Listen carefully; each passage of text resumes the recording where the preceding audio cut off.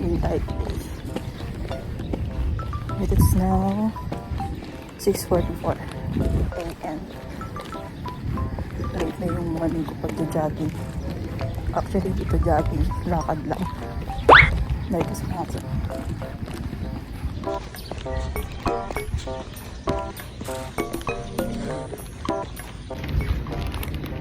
Usually ako lang kami yung jogging. Kasi hindi sila maaga yung asawa ko. So, yun na ako agad. Naglalakad lang ako. Pero jog ako ng onte.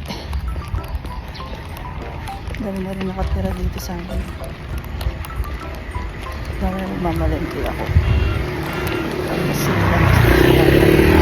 wala ko mamalengke. Yung jogging ko hanggang mga alas 7 siguro. 7:30 ganyan. Saka may araw. Hingkit ng aso na ito. Lagi nandito ito. Good morning. Good morning. Ay, nakawan kilometer na ako. Hingkit ng hangin. Buti yung masyadong tao kasi minsan po nag-jogging ako. Pero mga late na kasi yun. Marami nag-jogging dito. Ito pala yung outfit ko sa inyo. Ito.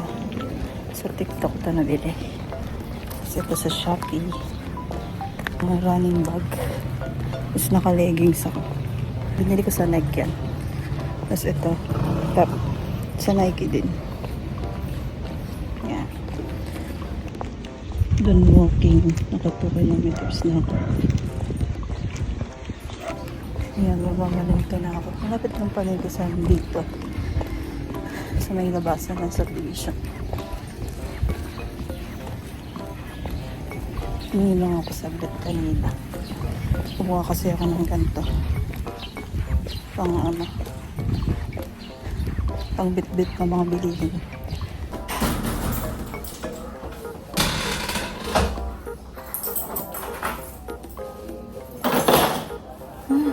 Pagod. Yan ako, pamalengke na ako.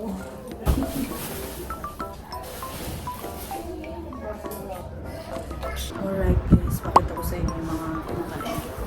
Isang bag lang naman to. Ayan. Unti lang kasi ako mamalengke kasi baka mabulok lang yung mga binibili ko. Lalo na gulay kasi yung mga binibili ko. Ayan, ito. Ang palaya, sili, sibuyas. Yung sibuyas yung binili ko kasi wala na akong stock dito. Tapos kangkong. Isang kangkong. So kasi mag-adobong kangkong kaya bumili ako. Tapos kalabasa. Yan. Tsaka sitaw para sa taang gulay. Tapos dahon ng sili ata to. Tapos kamatis. 5 kamatis lang din. Kasi nabubulok kapag hindi nagagamit. Tapos bawang. 5 bawang din. And yun yung mga gulay na binili ko. Tapos next week, bibili na lang ako ulit. Next naman, ito yung mga seafood. Isda lang, dalawang isda lang yung binili ko. Isang bangus. Isang buong bangus. Tapos, itong galunggong. 2 galunggong lang. Itong prito. Tapos, karne. Isang giniling, tsaka pang pork chop. Yan lang yung mga binili ko. So, ilalagay ko na sila lahat sa ref para fresh na ulit. Tapos, hugasan ko yung mga gulay.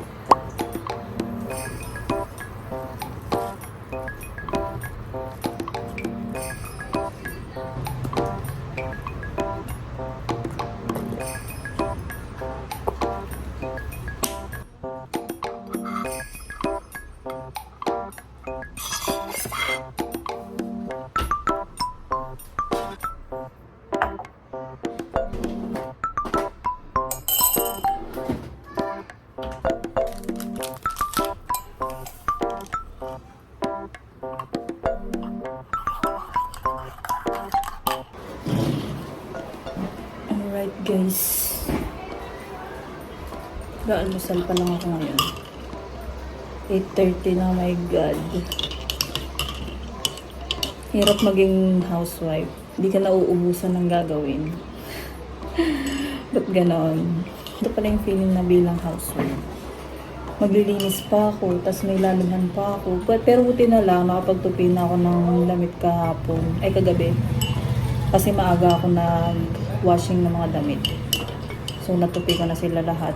And kailangan kasi yung mga damit na yun. Kasi nga, aalis na yung husband ko. Business trip siya sa China.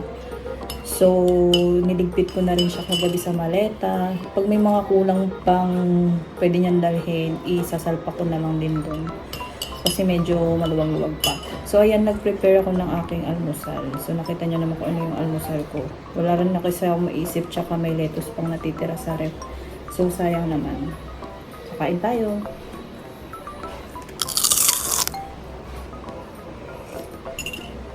Hindi ko alam kung matutuloy kami mamaya. Aalis kasi kami.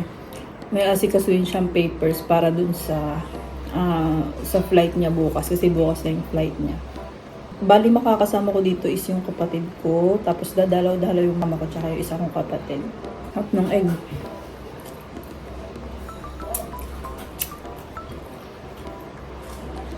Lettuce parang nakaraan ko pa yung nabili pero buti okay pa siya. Kasi hindi kumakain si husband ng gulay masyado. Pero tikim-tikim okay sa kanya. Pwede naman. Pero yung, alam niyo yung gagawin niyang dinner, hindi na kaya. Ang refreshing pag nagkakape. Tap magkape. Naisip ko nang gawing almusal yung ganito. Pag weekdays kaso lang, wala akong time. So, sabi ko, weekends na lang. May share ako sa inyo, guys. Tingnan niyo. Diba? Tunay na misis ka na talaga kapag ganyan na yung laman ng fridge nyo.